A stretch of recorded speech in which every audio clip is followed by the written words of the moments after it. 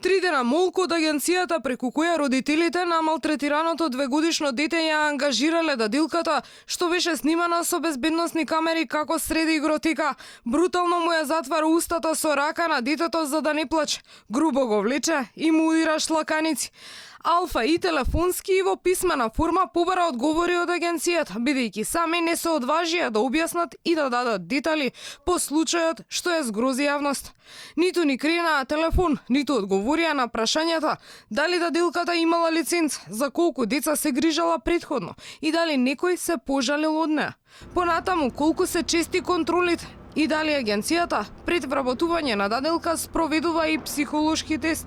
Од Министерството за труд и социјала се одважија, па најавија вореден инспекцијски надзор за да се утврди дали агенцијата ја почитувала законската регулатива при ангажирање на дадилката и дали таа имала добиено лиценца.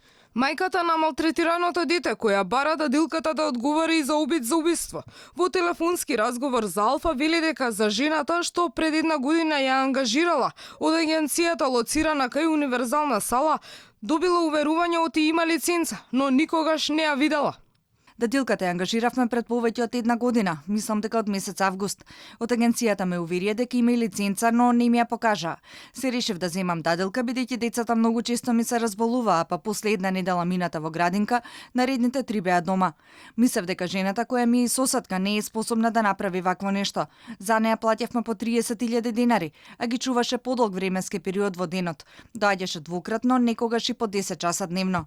По овој случај се наметнуваат низа прашања во однос на тоа дали и колку државата води сметка, кого препорачуваат агенциите за посредување при вработување на дадилки и негувателки.